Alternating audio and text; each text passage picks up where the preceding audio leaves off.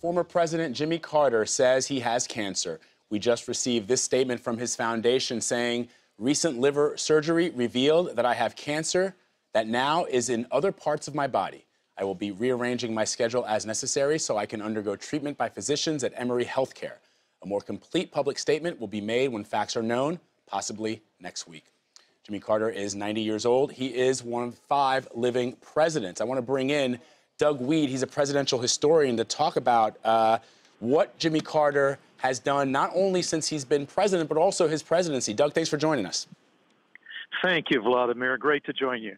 So we know that President Carter has been very, very active as a former president. He has been traveling as late as just this past May. He was in Russia, he was in Israel, the Palestinian territories, but he also was taken ill when he was traveling through Guyana and had to come home, had to cut that trip short. Yes, in some respects, Jimmy Carter kind of invented the modern post-presidency. I think he left office a little frustrated, incomplete, a lot of his projects unfinished, and he made a conscious effort to make a difference. And he started very humbly with a hammer and a nail, with a Habitat for Humanity, building homes for the underprivileged. And it was a very classy thing. It struck a chord with the American people. It was very impressive.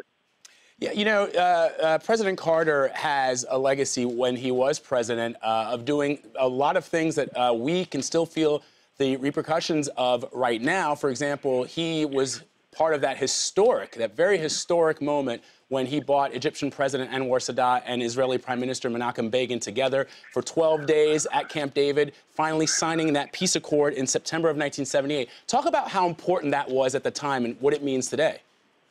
Yeah, it was a great moment in history. In fact, it was a moment that the Israeli Prime Minister Menachem Begin insisted, and Yasser Arafat insisted, that Jimmy Carter was responsible for when he humbly stepped aside and tried to give the credit to these 2 world leaders for coming together. They said, no, it was you. This wouldn't have happened without you.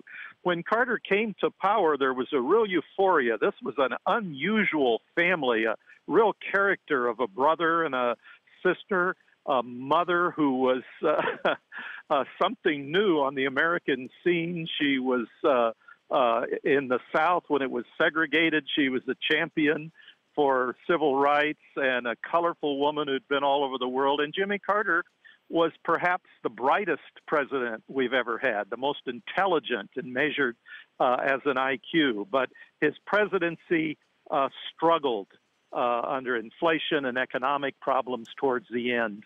But he was a very, and is a very fascinating man in American history, drawing from born-again Christians who were Republicans to vote for him as a Democrat, and eventually he would be defeated by Ronald Reagan, who would ironically draw on Catholic union workers who were Democrats to vote for him.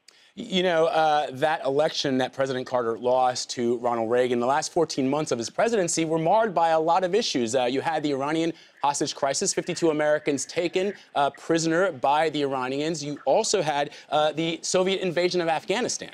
And a lot of people say that if not for those, he perhaps might have eked out a victory. But those were significant crises in America. And as you well know, those hostages were released the day Jimmy Carter left office. That's true. And a little footnote, Jimmy Carter experienced what most presidents experience, just a little touch of hubris when he was finally defeated by Ronald Reagan. The next morning, he had breakfast with a close friend, Bob Maddox, who was his religious liaison, and he and Jimmy and Rosalind Carter sat down, and the president said, "Why did it happen? How could this have happened?" He was stunned, even though the polls showed overwhelmingly that there was going to be a change. Doug Wead, we thank you so much for your insight. Thank you very, very much. Thank you, Vladimir.